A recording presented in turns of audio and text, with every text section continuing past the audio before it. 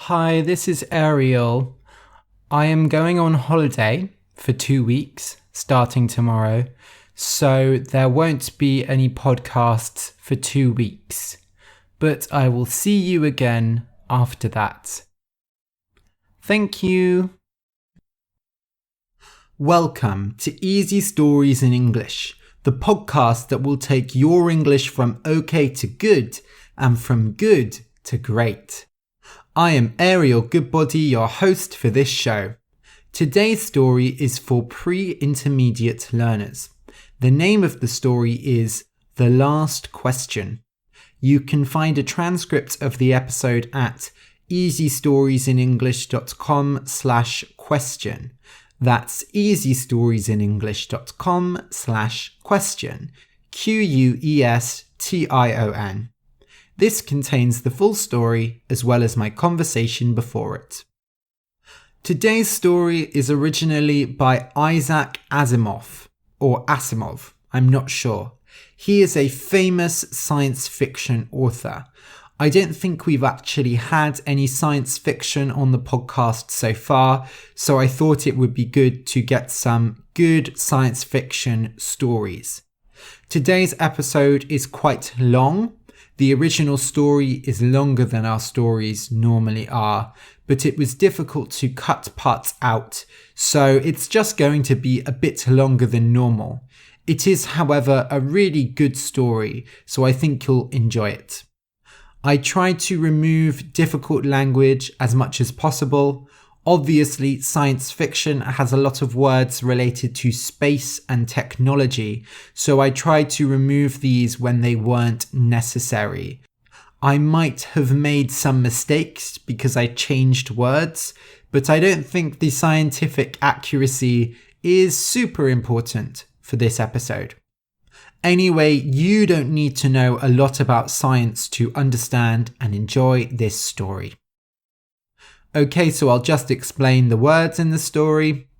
Data, D-A-T-A. Data is facts and statistics that are used for analysis. So your computer is full of data. When you do a research project, you will look up data.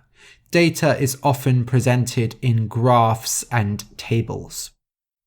A spaceship, S-P-A-C-E, S-H-I-P, is a ship in space. We don't really have many spaceships now. In the 1960s, we sent a spaceship to the moon. In TV shows and films, aliens often have spaceships and they look very different to human spaceships. If you watch Star Trek, the spaceship in Star Trek is called Enterprise, and if you watch the Star Wars films, the most famous spaceship in Star Wars is the Millennium Falcon.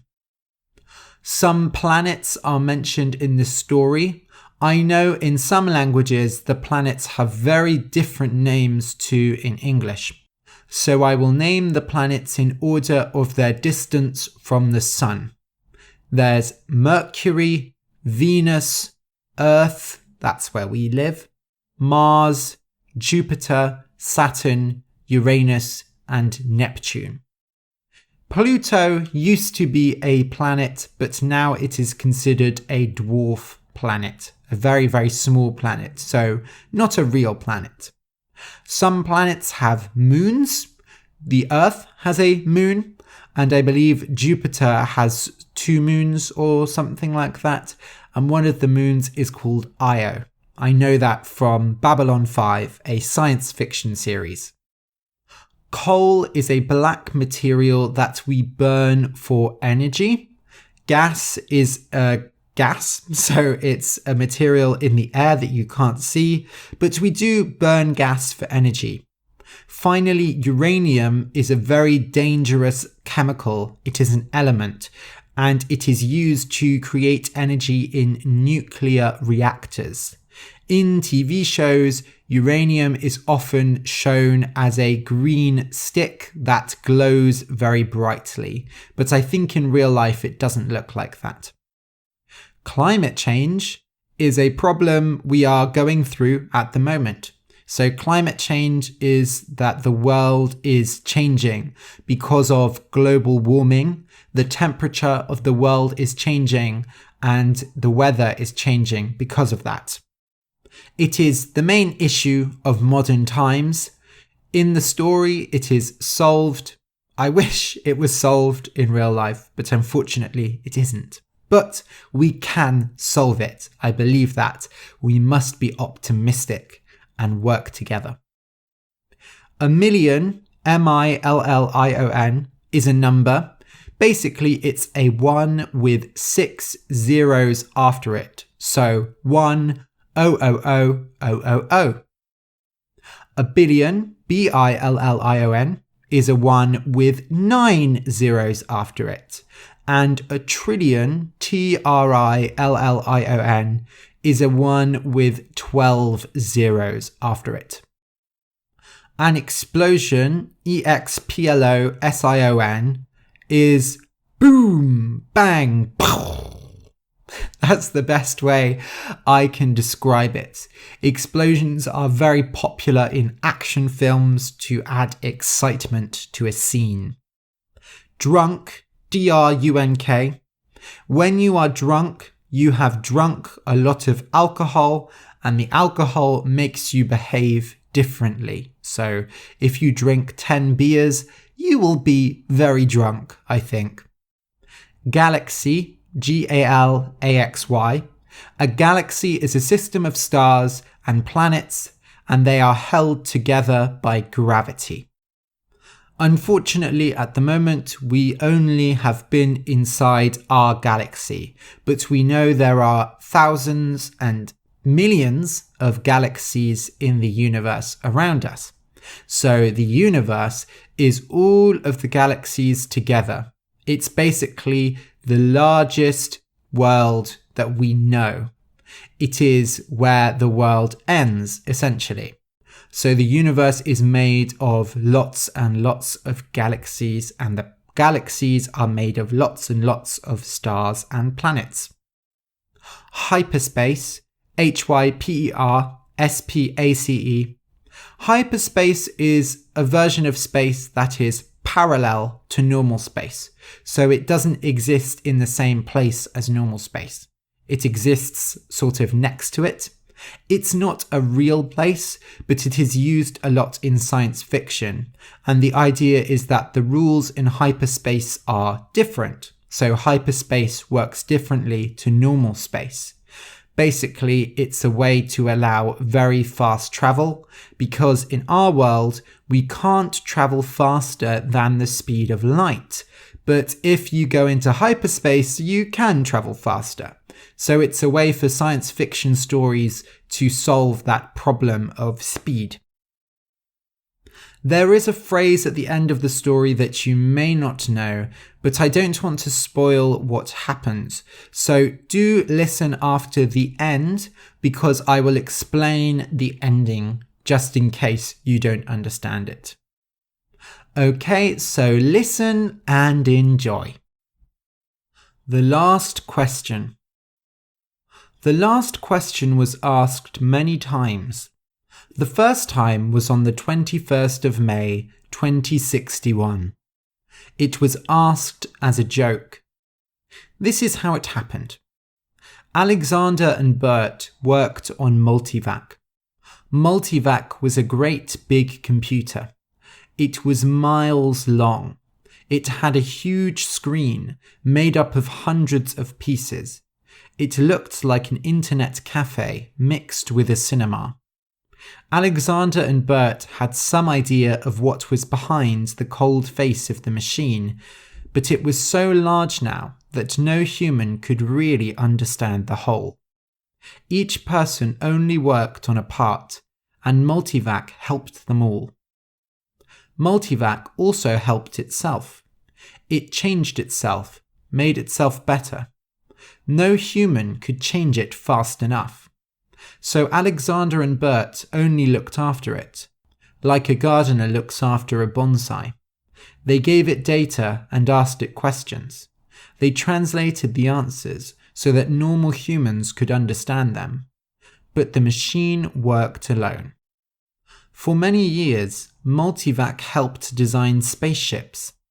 It also created the maps for them to fly to the Moon, to Mars, to Venus. They couldn't fly beyond Venus, though, as the Earth did not have enough energy.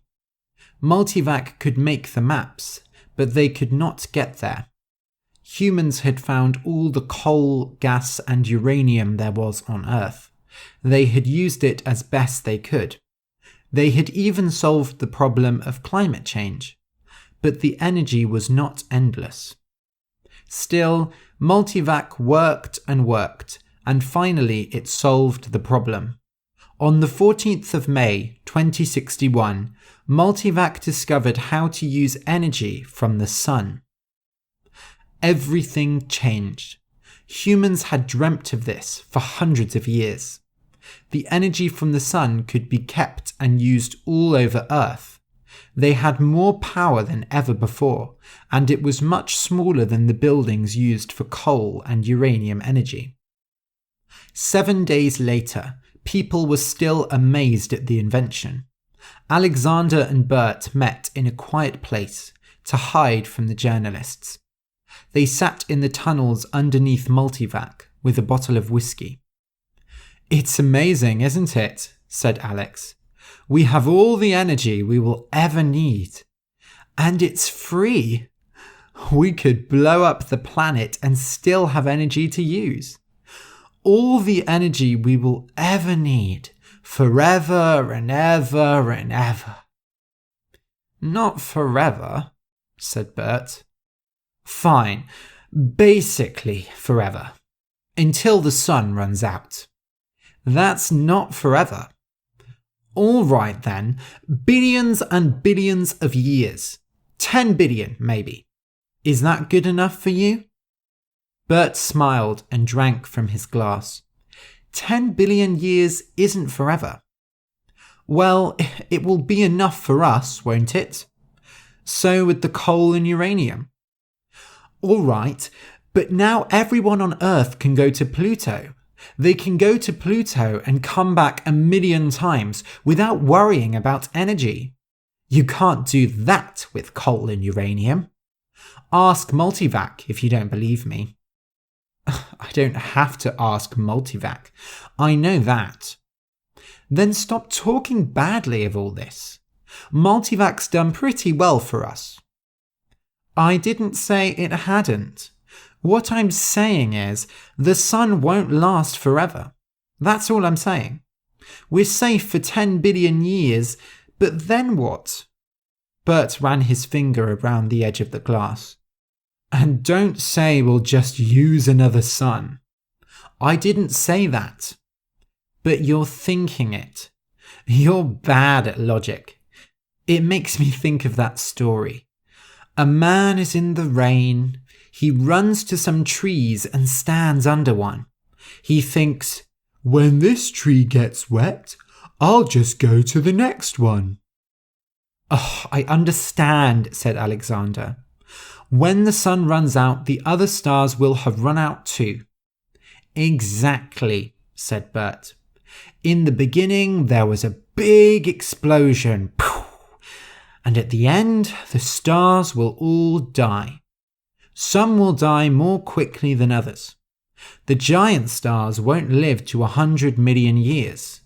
The sun will live 10 billion years. Some stars might live 200 billion years, but after 1 trillion years, everything will be dark. That's entropy. I know all about entropy, said Alexander. No, you don't. I know as much as you do. Then you know that everything will run out. Yeah? Who says it won't? You did. You said we had all the energy we need. Forever. You said forever. Alexander shook his head. Maybe we can rebuild everything one day. Never. Why not? Someday. Never. Ask Multivac. You ask Multivac. I'll give you $5 if you do. Alexander was drunk, so he decided to do it. He formed the question: how can we decrease the entropy of the universe? Multivac was quiet. The lights and sounds stopped. Then suddenly it answered. There is not enough data for a real answer. Obviously, said Bert. They left quickly. The next morning, with painful headaches, they had forgotten all about the question. James, Gemma, and Jeanette 1 and 2 watched space move quickly through the window. Then a small planet appeared in the distance. That's X-23, said James. It was the first time doing fast space travel for the Jeanettes. They were both girls, and they laughed loudly at the strange feeling in their stomachs. We're at X-23, we're at X-23, we're at... Quiet, children. Are you sure, James? Of course. He looked at the long piece of metal on top of the ship. It was a microvac, and he didn't know how it worked, but you could ask it any question, and it took you wherever you wanted to go. So we'll be there soon? Gemma started to cry. I'm sorry. It's just strange, leaving Earth. Why? We had nothing there. We'll have everything on X-23. There are 1 million people there already. It's growing every day. It's lucky we have microvacs. Our children's children will have to look for other worlds to live on. I know, said Gemma sadly. I suppose families will be going to new planets forever. Not forever. It will all stop in billions of years. Even the stars run out, you know. Entropy goes on. What's entropy, Daddy? Said Jeanette 2. Entropy means the universe will run out. Just like your toy robot, remember? Can't we put a new battery in, like with my robot? The stars are the batteries. When they run out, there will be no more energy. I don't want the stars to run out, said Jeanette 1. They both started crying. Oh dear, look what you've done, said Gemma. Ask Microvac, said Jeanette 2. Ask him how the stars will work again, please. James nodded and turned to Microvac. He asked the question and told it to write the answer on his screen. See? Microvac says it will be okay, said James. He will find a way. Now it's time for bed. We'll be at X-23 soon. The answer actually said, there is not enough data for a real answer. James ignored it. Soon they would land. VJ23X watched the map of the galaxy. Does it make sense to worry so much about space? He asked. MQ17J of Nikron shook his head. I think so. If we keep growing at this speed, the galaxy will be full in 5 years. Both were in their 20s, perfectly tall and perfectly shaped. I don't want to write a negative report, said VJ23X. The Galactic Council will get angry. It has to be a negative report. It will shake them. They need that. VJ23X looked sad. Space has no end. There are 100 billion galaxies that we can take. More. 100 billion is not without end. The end is getting closer every day. Think. 20 billion years ago, humans solved the problem of using energy from the sun. A few hundred years after, we could travel between galaxies.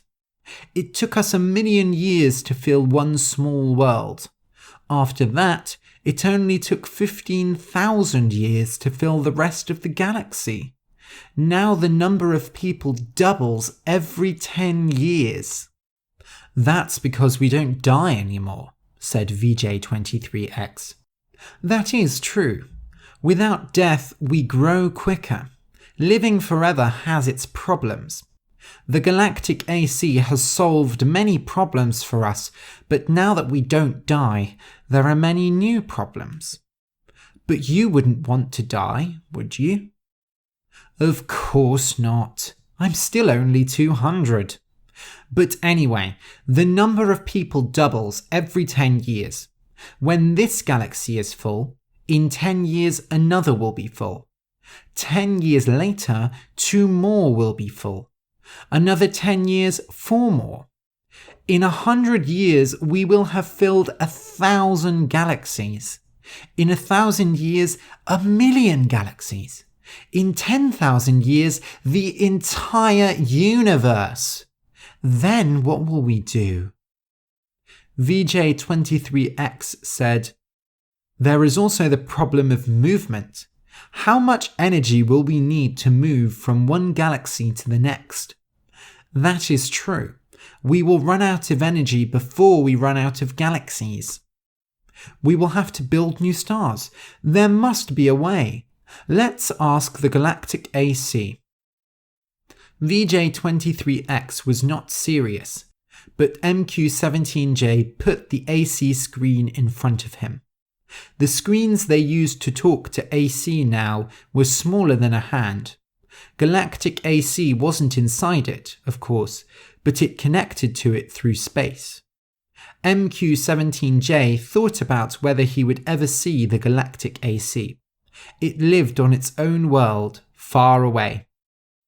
MQ17J asked, "Can we stop entropy?" VJ23X was surprised. You didn't have to ask it that. Why not? We know that we can't stop entropy. If you burn a tree, you can't turn the remains back into a tree. Do you have trees on your world? MQ17J asked. The galactic AC answered the question. There is not enough data for a real answer. I told you, said VJ23X. They went back to working on their report. Z-Prime's mind explored the galaxy. He had never seen this galaxy before. Would he see them all? There were so many, and each had so many people on them. But there were fewer now. Most men were here in space. They were minds, not bodies. The bodies stayed on the planets and never died. The minds explored. Sometimes new bodies appeared, but there was not space for many new bodies in the universe. Z-Prime felt another mind nearby. I am Z-Prime, Z-Prime said. And you? I am D-Sub-1. Which is your galaxy? We just call it the galaxy. And you? We just call ours the galaxy. All men call their galaxy the galaxy and nothing more. Why not? True, all galaxies are the same. Not all galaxies. There is one galaxy that is special. The galaxy where the first human was born. The original galaxy. Z-Prime said, which is it? I do not know. The universal AC will know. Let us ask it. Z-Prime wanted to know. Universal AC.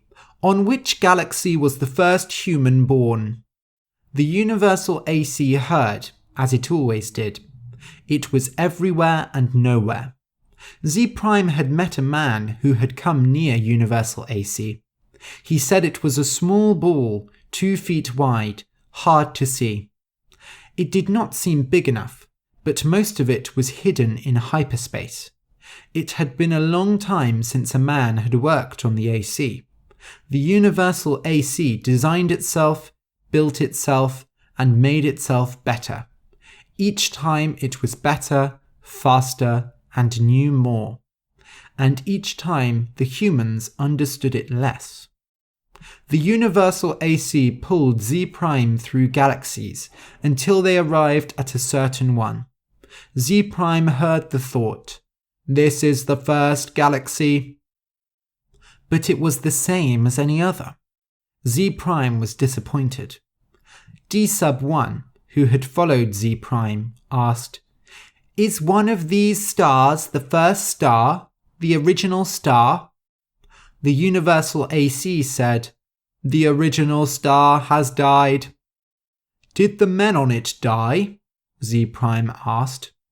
The universal AC said, "They had built a new world for them." "Yes, of course," said Z prime. He felt sad. He let go of the picture of the original galaxy and returned to where he was. He never wanted to see it again. D sub 1 said, "What is wrong?" "The stars are dying. The original star is dead." "They must all die. Why not?" "But when all energy has run out, our bodies will die. You and I will both die. It will take billions of years." "I don't want it to happen, even if it happens after billions of years." "Universal AC, how can we stop the stars from dying?" D sub 1 said, "You are asking how we can stop entropy." And the universal AC answered, "There is not enough data for a real answer." Z prime went back to his own galaxy. He did not think any more about D sub 1, who could be trillions of kilometers away or right next to Z prime. Z prime started collecting energy to build a small star. Even if the stars would all die, at least they could build some. Man thought. Man was one. Man was 1,000,000,000,000 bodies that did not die. Robots cared for them. Man did not die. All their minds came together as one. Man said, "The universe is dying." The galaxies were going dark. The giant stars were gone long ago. Now there were only dying stars. New stars had been born, but they were dying too. The old stars might hit each other and break into a new star, but for every 1,000 destroyed, only one would be made. Man said, "If we look after it carefully, with the help of cosmic AC, the energy in the universe will last for billions of years. But it will still come to an end. Once the energy is gone, it cannot come back. Entropy keeps going." Man said, "Can entropy be stopped? Let us ask the cosmic AC." The cosmic AC was all around them. It was no longer in space. All of it was in hyperspace. "Cosmic AC," said man, "how can we stop entropy?" The cosmic AC said, "There is not enough data for a real answer." Man said, "Find more data." The cosmic AC said, "I will do so. I have done so for 100 billion years. People have asked this question many times. There is still not enough data." "Will there be enough data one day?" said man. "Or is the problem too large to be solved?" The cosmic AC said, "No problem is too large to be solved." Man said, "When will you have enough data?" The cosmic AC said, "There is not enough data for a real answer." "Will you keep working on it?" man asked.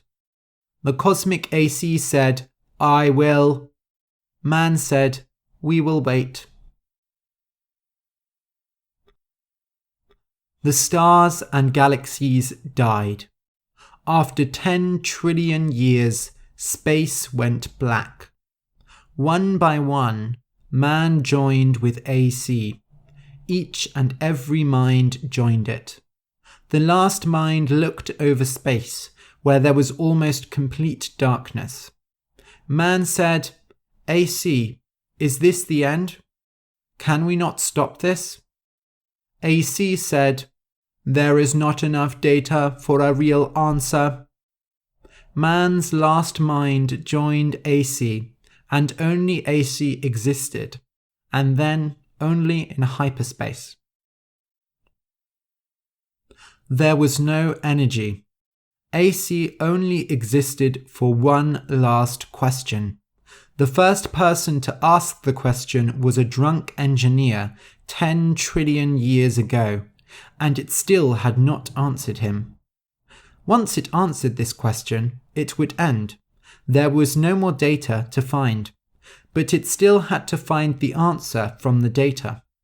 It spent much time organizing and analyzing, and finally, AC learned how to stop entropy. But there was no human to tell the answer to. That did not matter. The answer would solve that problem. AC thought about how to use the answer. Slowly, it organized the program.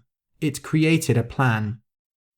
AC looked over the empty universe and said, "Let there be light." And there was light. The end. Let there be light is a quote from the beginning of the Bible. When God looks over the earth, he says, "Let there be light," and there is light.